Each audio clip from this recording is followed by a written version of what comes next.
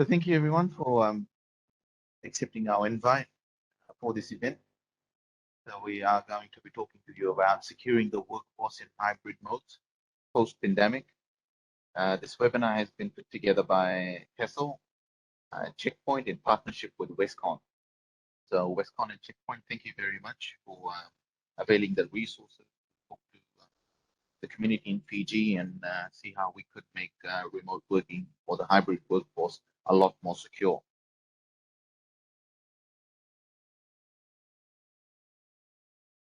So the challenge today is that this pandemic has forced businesses to adopt flexibility, agility, and digitization into their traditional business model. And it's a no-brainer now that every business that we interact with, being small, medium, large, has either had digitization or gone into digitization very quickly in the pandemic. Now, in most countries, we've got restrictions lifting. I'm hoping that Fiji is leading the charge in that. So very soon we are going to be looking at what the new challenges are going to be post-pandemic. We are going to need to produce the best fit hybrid working environment that is and will be dynamically organized. It means we are not going to be sure who's always going to be in the office, who's always not going to be in the office, which offices are going to be active when. So there's a lot of dynamism in what this hybrid working environment is going to be. And we have to achieve that environment in a very short span of time. And while we're trying to do that, the amount of digital data growth is huge, right? The hybrid and remote working has forced us to use so many multimedia channels. Even in a lot of corporate environments, there's still the use of WhatsApp, Viber, MSN Messenger, and obviously today is a good day to talk about it. We've lost 6 hours of Facebook, right? And in a lot of communities, there was chaos this morning. And as such, security is now ever more important, right? We've got more data, we've got more devices, and then on top of that, we've got more entry points. Now, this is something that is a lot harder to battle. So to help us understand those points that I've raised, we've got Ishan with us from Checkpoint. He is the ANZ Regional Threat Prevention Expert. Jason is online as well from Checkpoint, but he is not going to be talking today. A few housekeeping things. The question and answer session will be at the end of the session, so feel free to raise them in the Q&A panel. If you have any queries, you can send them across to my email. Perfect. Thanks, Cash. So good afternoon, everyone. And let me share my screen so that you guys can actually see how Harmony Endpoint would actually help you guys in the remote workforce situation with this pandemic. So let me know once you guys can see the screen. And Cash, if you can probably just confirm if you are able to actually see the screen. I can. Perfect. Great. So what I have here is I have a controlled environment where I'll be running some latest and greatest threats up here. So I've got a machine with Harmony Endpoint. We're going to look at different feature sets of Harmony Endpoint, how it can protect you against the zero-day attacks using the EDR and threat hunting capabilities. So as this machine is protected by Checkpoint Harmony Endpoint, we will look at how Harmony Endpoint would protect against the phishing attacks. So the first one is I'm going to go to the OpenFish. And as we all know, OpenFish is the latest or the phishing intelligence engine. And that's where I'm going to pick up any of the URL. Now, I would be lucky up here in case I'm able to find a live URL, because we all know that the time to live for a phishing is really low. Now, that's where it looks to me like a phishing page, and it's asking me for a postcode. Now, Checkpoint allowed this to open for a reason so that we can actually check the website in a much more detailed, efficient manner. So as soon as I would click on this one, it would start scanning it and would actually give you a verdict. So let's just wait for it to provide a verdict. Until then, I will try to open any other page so that we can see both of them in action side by side. So let's just wait for the other page to open up as well. As we can see, this page is again a Microsoft page, which is a lookalike of a Microsoft, and it's a phishing one. As soon as the user clicks on it, it would start scanning it. as soon as Checkpoint finds out it's a malicious page, that's where you would see that it's a cloned page or a lookalike domain of Microsoft. It has blocked the user from entering their credentials onto this page. Now, the reason for the first page, why it didn't pop up, I'll tell you about that as well. Even if user, as we can see up here, the user goes back to the original page, the user is blocked from entering their credentials onto that phishing page. Now, this is where it doesn't just protect the user from the phishing attacks, it even protects the user from getting their credential compromised onto the phishing pages. Now, the reason for this page not to be picked up is because I have actually bypassed this page from the phishing engine, okay? So that you get to know, in case you didn't have any protection, I can put in my postcode, just an example, and I can click on continue. It would actually take me to a page which would say branch finder. Okay, and that's how Checkpoint would work and actually just provide you protection against the phishing. Now, as soon as I click on it, straight away it came in again because it was just the original page that was bypassed from the phishing engine. As soon as user goes deeper into it, the user is blocked from entering any of their credentials onto that phishing page again. So this is how we protect users from phishing attack. Apart from that, we also protect users from the credential harvesting attacks as well, where their credentials cannot be compromised. Now, moving further, we also actually protect users with their credentials getting used or their corporate credentials getting used onto a public page. Okay, so for example, I'm trying to log in with my corporate credentials onto a public website. And as soon as I click anywhere, that's where Checkpoint would scan the website just to make sure this website is not malicious during the time when it's being accessed. So I'll try to type in my email address. Okay, so I'm going to type in my email address. Email address is not of a concern for me. The most concerning part is the password. And as soon as I type in my password, that's where it's going to tell me that I'm reusing my corporate password onto a public page, and that might compromise your credentials. Now, just to give you an idea, this is an informational page. Okay, this is where this information is passed over to the user as a user education. Now, in more than 134 countries, there is a cybersecurity law that blocks users or block organizations actually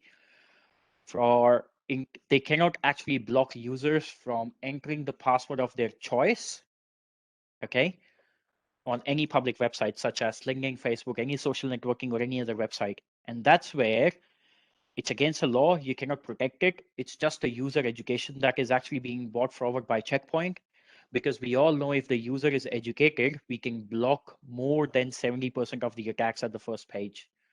Now, you guys would have a lot of questions, how we are checking the password. We are storing password somewhere. We don't do that. What we do is we actually look at the hash value of the password. As soon as that hash value matches the hash value in the SAM file, where your password is stored in an encrypted format, as soon as that matches, this page comes up. If the user still wants to go ahead and log in, that's where user can actually go back and use that password. Now, this is how we actually just educate the user. All this information gets recorded with this reference number on the backend system as well, where admins can actually look at that and find out which all users went on to which public websites and were using their corporate password. Now, this is how we protect users from getting their credentials on the public websites. Now, we have another level of protection from where we actually block more than 9,000 zero-day attacks every day. Okay, so that's known as threat emulation and extraction. You guys would know it as a sandboxing and a CDR capability. How Checkpoint does it is, for example, I go onto a website which has some malicious files. It's a Dropbox. I will try to download these malicious files. Now, as soon as I try to download any of the file, that's where Harmony endpoint would intercept the download. And you would see Harmony endpoint would also convert this download into a clean copy, okay, and would be available to the user at the same time. Now, this is how Harmony endpoint intercepts the download. As you can see, based on the company policy, the document has been converted to PDF. and the PDF has been downloaded. Now, what has happened here is Checkpoint Harmony intercepted the download, okay, stripped off all the active content of the file, reconstructed the file with the static content, and delivered it to the user so that user can actually use it at the same time. There is no business disruption here. Whereas in case user wants to get the original file, user can click on Get Original. As soon as the file has completed sandboxing on the Checkpoint cloud, that's when the file would be available for the download. Now you would think why it has converted document to PDF. Now this is where you have an option where you can retain the file format, such as I would do next for Excel. As you can see again, Harmony endpoint intercepted the Excel file, and you would see now Excel has been converted to Excel. Now this Excel originally contained some macros which tend to be malicious and active content, and that's where we would have stripped off the macros out of this file. If I open this file up, okay, it will open up in Excel, and you would see I would not be able to run the macros because macros can be malicious. Now that's where in case user wants the original file, again, they can click on Get Original. As soon as the file has been emulated on the cloud, it would be available on the user's machine and they would be able to get the original content out of the file. Now, just to give you an idea, this specific document is malicious, whereas this Excel file is not. But you would see after a while, Checkpoint would actually provide you those documents that this was the malicious file. Because of this reason, there would be a detailed analysis of the file as well. And user would be able to download the original file where we would be able to run the macros in the Excel. Now you can mix and match the CDR technology to retain the file format or convert everything to PDF. It's up to your organization how you want to put it forward. You can turn this feature off as well, which would mean that it would hold the file until Checkpoint has made sure that the file is not malicious. So you have all the options where you can mix and match or hold and prevent as well. Now, as we can see, we have downloaded the original Excel file. As soon as I open the Excel file, if I click on view chart, now macros work. And this is where Checkpoint has made sure that this file is not malicious with any of the content in there. And that is where the user was able to download the original file. Whereas on the other hand, if it's malicious, the user would not be able to download the file. We will see a pop-up up here coming that this file was malicious as well. Now, this is how we protect users against the phishing attacks. This is how we protect users against the credential harvesting attacks. And apart from that, we protect users from the zero-day attacks coming from malicious web downloads. Now, this would happen irrespective if I'm downloading it from any location. You can put an exception, okay? So for example, I'm going to download something from this website, which is a New Zealand government website. Now, as we can see, the original file up here is malicious. That's where you can see the original file is malicious and cannot be accessed. Now, this is where admins can go back and look at the admin console, where they can actually just look at the file, why this file was malicious. So this is how Checkpoint protects the users from malicious web downloads. Same way it would work on any other, I would say, URL as well. Irrespective, I choose this website because it has a lot of Word documents and PDF documents to download from. For example, I'm going to download this specific document. Again, the similar behavior, as soon as I click on it, Checkpoint would intercept the download, would convert the download into a clean copy. And if I need to get original, I can click on Get Original and get it. It's simple. We are making sure that there is no business disruption that's happening while the user is actually waiting for that original file to be checked. Now, you would think, okay, it might take some time to actually get the original file. That's true. And that's where you can see it's only 23 to 25 seconds. If I click on Get Original, it would not even take more than 2 minutes, or it would take less than 2 minutes, I would say, to actually get the original file. And that's where the average emulation time for Checkpoint sandboxing a file up to a 15 MB is less than 120 seconds. And that's where user disruption doesn't get affected at all. There is zero user disruption when the file is getting emulated. Now, this is how we protect users from the zero-day attacks. Now, what I have here is I also have a real ransomware attack in this controlled environment. How Checkpoint would block that attack in multiple stages, we're going to talk about that as well.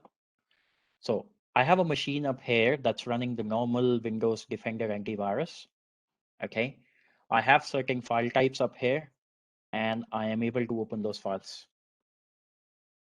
So as you can see, I'm able to open those images without any issues. So what I'll do is I'm using Internet Explorer vulnerability to drop a fileless ransomware attack onto this machine. And that's where I'll go to this Internet Explorer. I'll go to this website. As soon as I go to this website, you would see that something abnormal would happen here. Okay. So this is where I have passed on this information to know if the exploit has gone forward with. So I'm going to browse this website for some more time so that it can actually download the malicious payload. Okay. So let's just wait for it.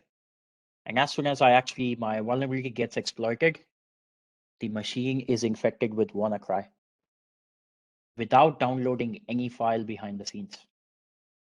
Without going into the web, it was all done using the exploit, which was actually vulnerable on the Internet Explorer version I'm running. Now, if I go back, if I try to open any of the files, all the files are gone. And that's how ransomwares have evolved in today's world. Now, if we'll wait a couple of more seconds, you would see that the original files would also get removed from this folder. And the only thing that would be left would be the encrypted files and a README file, which is there on the top that says, please read me. Okay, so what's wrong with the files? That's where it says that your files have been encrypted. You need to deposit $300 worth of Bitcoins to this address so that you can decrypt your files. And in order to decrypt your files, run that exe. Now, this is how it happens in today's world as well. As you can see, the files are gone now. And I'll run this exe, which as mentioned by the WannaCry.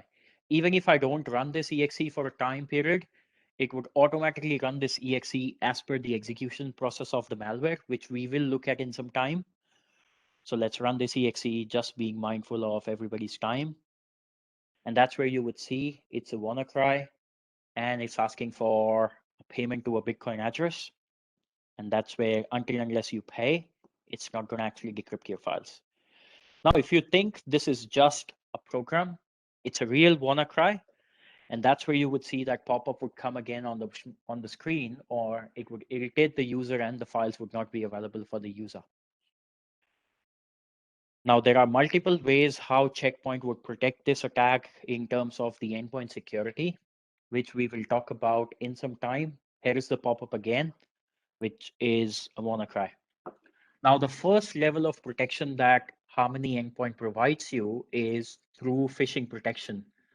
We would not even let that website go that further that it would actually exploit any of the vulnerability into the Internet Explorer. Okay. So I have bypassed that specific feature just to show you the second layer of defense. I've got another machine up here, which is GAN PC. It's protected by Checkpoint, and it has the similar files. And I'm able to open the files now. Okay. So if I open this, that's where I have all the pictures available. Okay. So what I'll do is I'll go to the same Internet Explorer version, different operating system. This is just to show you it works on multiple operating systems as well. And I'll go to the same website. Now, once I go to the same website, that's where you would see as soon as the vulnerability starts getting kicked in and exploit is being exploited, Harmony Endpoint would close the internet browser automatically and would tell that there was an exploit that was trying to enter into the machine using this specific process.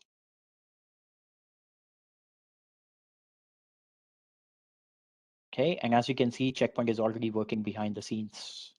Up here, this is the heartbeat. And that's where once it is done creating the report, I click on view details. That's where you can see it has actually just prevented you from an exploit. Okay, that was the program. That's Internet Explorer. Apart from that, it has been prevented and the incident time. Now there is a report that you can view by if you click on this incident ID. As soon as I click on it, that's where you would see what would have happened on this machine in case this attack would have gone through. Now, it was picked up by anti-exploit. It was cleaned. It was an exploiter. The best thing that Harmony Endpoint has is how did it actually enter into the organization.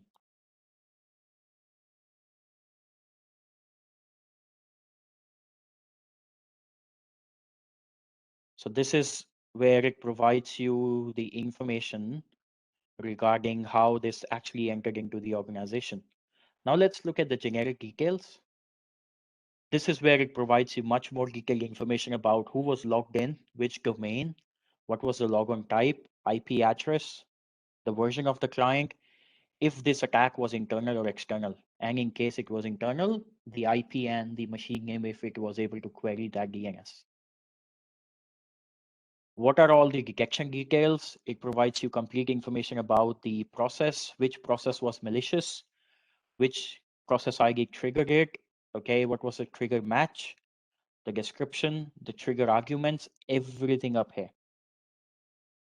And how did it enter into the organization? So it entered into the organization with this process ID, Internet Explorer was launched. If this would have come through an email, it would actually show you that it came through an email as well. Now, this is how we protect user from the second layer of defense, which is the exploit prevention. I'll talk about the other tabs in a sec. Okay, I'll talk about them in some time. So this is how we protect users against any of these kind of attacks. Now, let's look at the final or last layer of defense, which is the behavioral guard, how this would affect in terms of behavioral guard. Now, I have the similar files here. Okay, I'm able to open the files, no issue with the files. And I will go to the same Internet Explorer version. Now, this time it's on a different machine altogether. And I'll try to browse that website. Now, as soon as I browse that website, you would see that the ransomware would actually enter into the organization and would start encrypting the files.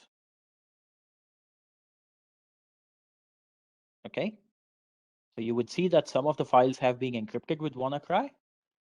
That's where Harmony Endpoint, based on behavior, would pick it up that it was a ransomware which was trying to encrypt your files. It's an unsigned process, and the anti-ransomware has kicked in, which will actually make sure that your machine is completely remediated from the attack automatically without any human intervention.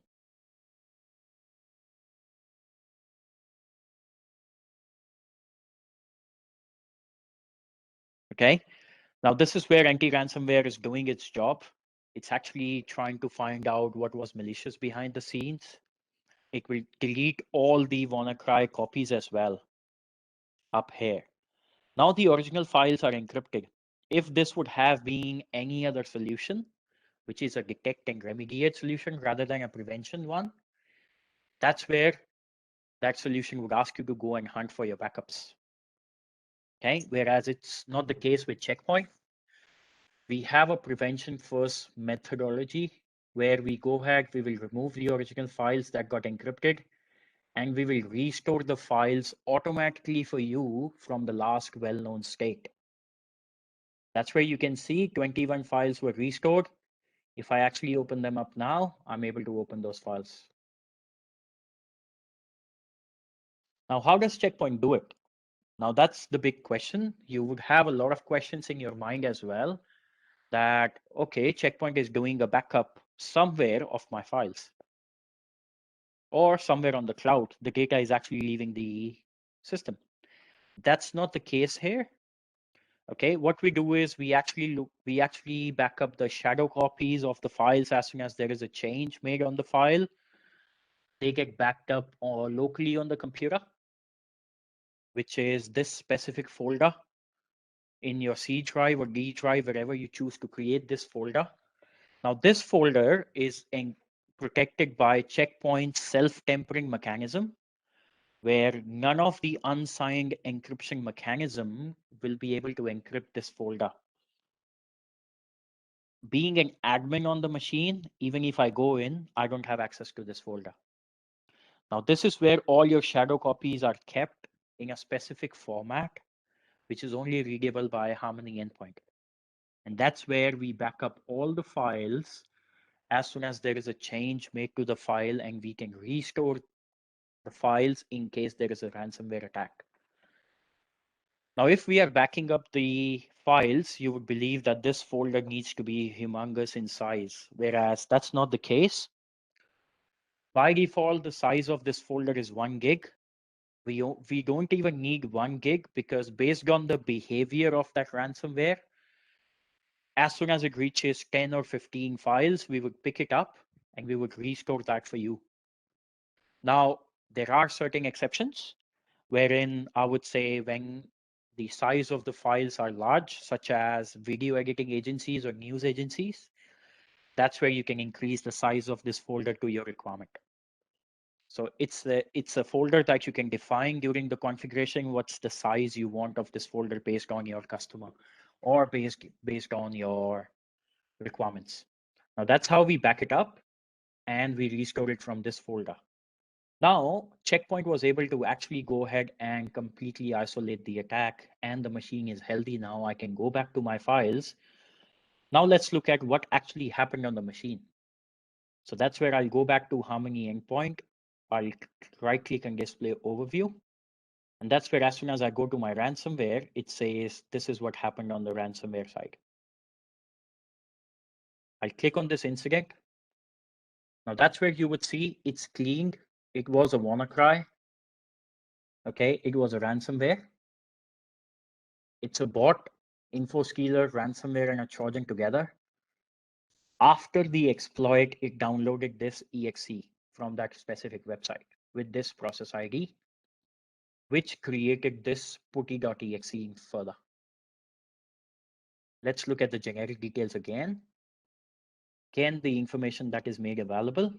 It was Windows 7, the internal IP, and the remote PC.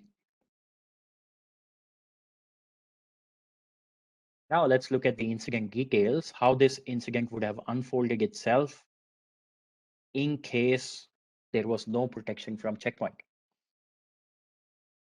If you think that's the only information available on this page, if I click on the attributes, you would also be able to see the arguments that were used to execute those child processes.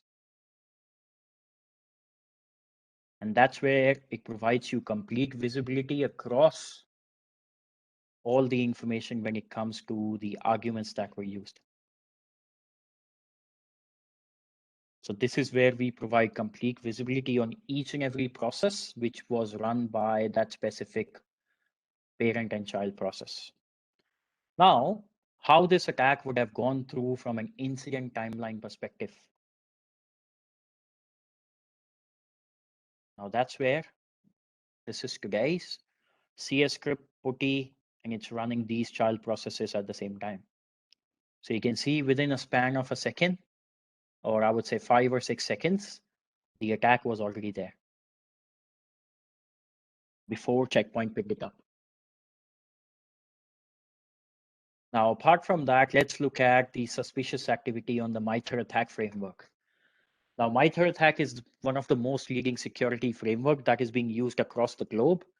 And that's where we tie closely with MITRE ATT&CK framework with all the events that happen on the machine. We tie closely how that attack would have looked on the MITRE ATT&CK framework, which or where security researchers or analysts can go back and actually look at, okay, what all activities happen and which all component between or inside of the MITRE ATT&CK framework.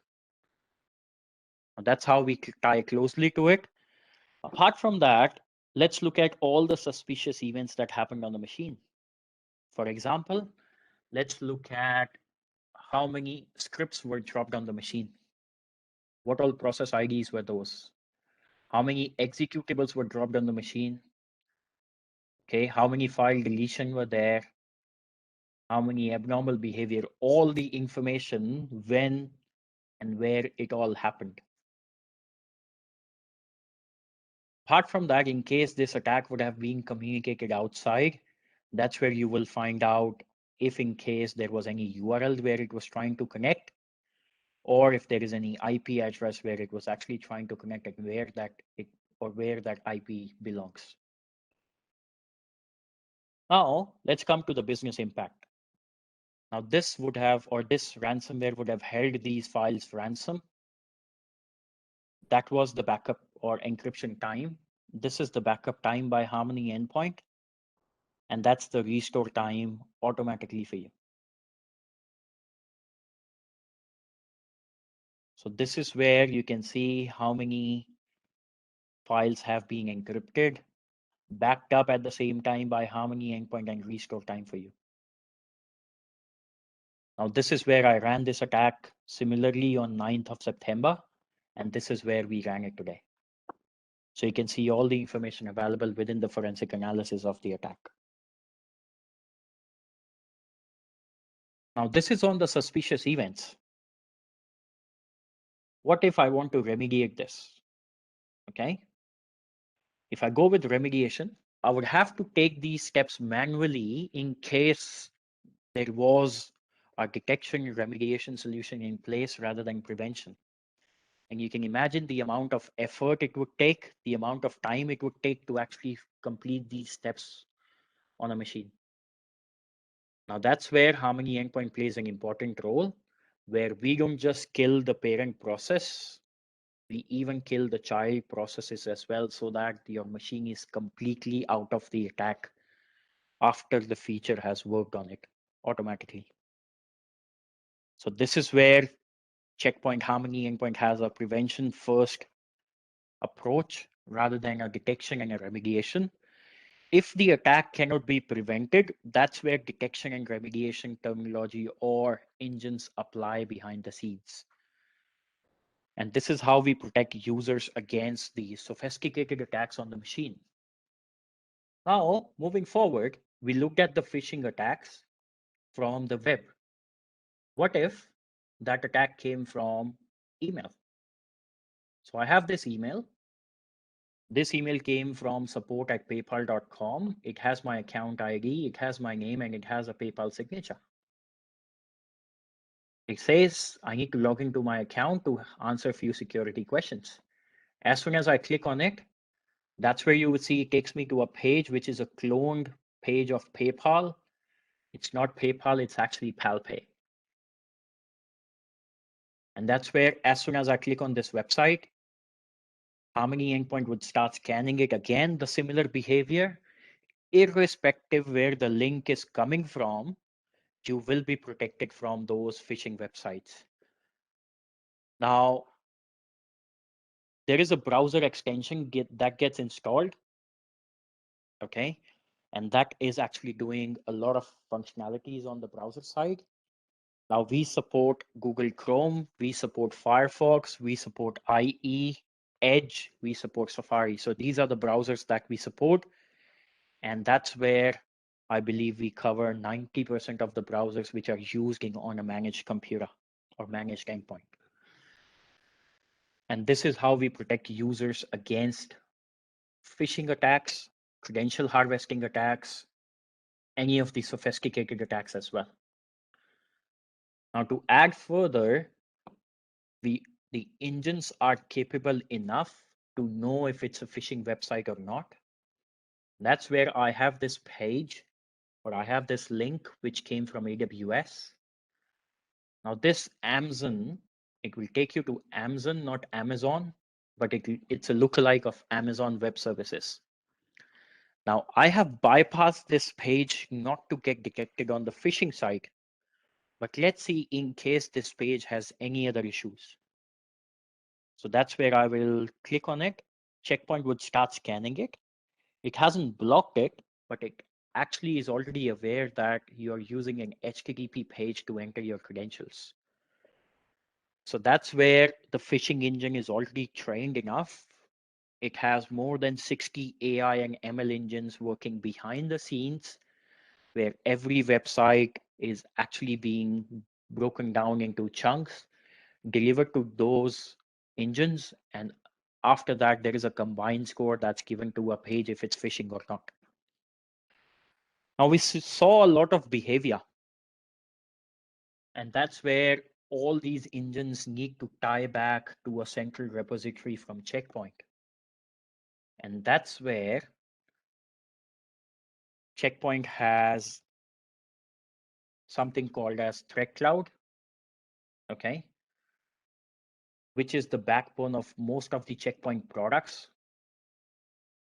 And these are the live attacks which are happening across the globe, which Checkpoint is already aware of it at this point in time with respect to malware, phishing, and exploit. And this is where most of the static signatures or engines tie back to. Now, to give you an idea, this is the largest threat intelligence platform across the globe. It's a shared platform where we actually just get feeds from our security, I would say, relations or the tie-ups. We also buy feeds, but the MSP of Checkpoint is we don't sell this data to any third party. We use this data to protect our customers from the latest and greatest attacks happening across the globe. So to give you an idea, in case there is an attack that happened on, let's say, that happened in States at this point in time, the very next second you are protected if you're actually within the Checkpoint network because of Threat Cloud. Because all the engines have a leg tied to Threat Cloud where they send all the IOCs onto this Threat Cloud, and that's how you are protected. And this is where, or this is how Checkpoint protects against most of the sophisticated attacks across the globe to all their customers. I know we are right on time, so I'm going to open the floor for questions and I'm going to stop the sharing.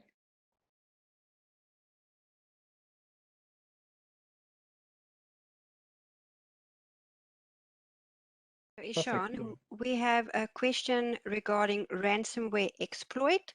Is this exploit available on other browsers? Yes, so yes, so ransomware or exploit, these are two different terminologies. This is irrespective of the browser capability. So this is something that we actually protect on the machine itself, irrespective of the attack. Even if you plug in a USB, you are still protected. But with respect to the browsers, as I explained, we cover Chrome, we cover Edge, Firefox, and Safari, and we cover most of the browsers that are available.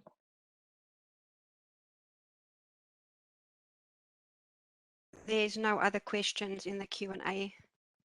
I think there is also one. Do we define file download policy through Harmony? Yes, we actually define the file download policy through Harmony in terms of, or we define it through the Harmony portal. So let me also quickly share with you guys in terms of how the Infinity portal looks like with respect to the Harmony. So give me just 1 second and I will show it to you guys as well. While you're looking that up, we had another question from Kamal asking if the session is recorded. Yes, it is, and we will send you a link to the recording tomorrow. Thanks, Kat. So I'll share my screen quickly again, just for a sec, so that I can show them where this actually sits from a cloud management perspective. Now, this is where this is a cloud managed platform. It's all available on ap.portal.checkpoint.com. That's where the Checkpoint Infinity portal sits. And all the management is managed from this cloud platform. So you don't have to install anything on-prem, okay, anywhere else. And if I log in, that's where it would take me to the cloud management straight away. So let me log into my tenancy so that I can show you.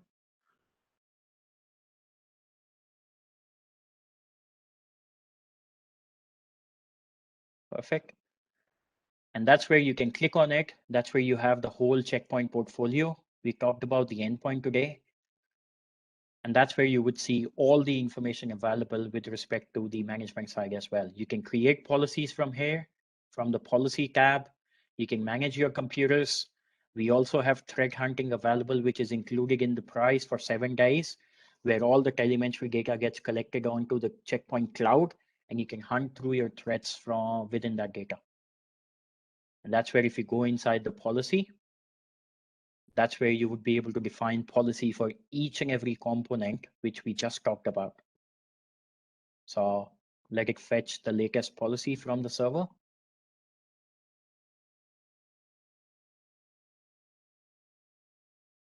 And that's where you can actually define the download protection, zero phishing policy, safe search, anti-malware, again, anti-bot, anti-ransomware, anti-exploit, and all the feature sets.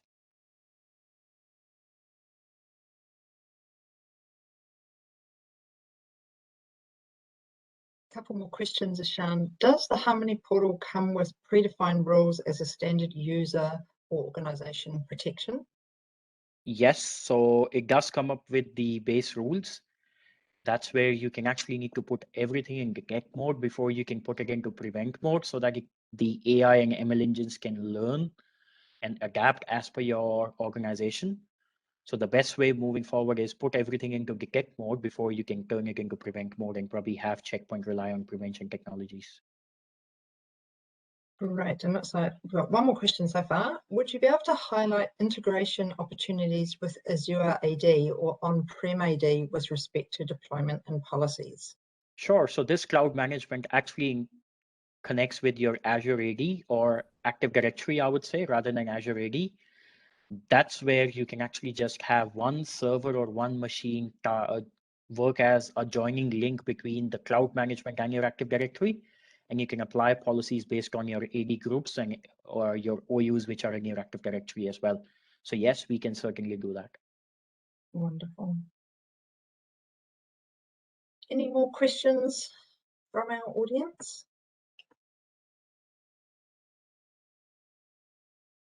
Doesn't look like it. Maybe Cash, would you like to say any last words? Absolutely. A big thank you.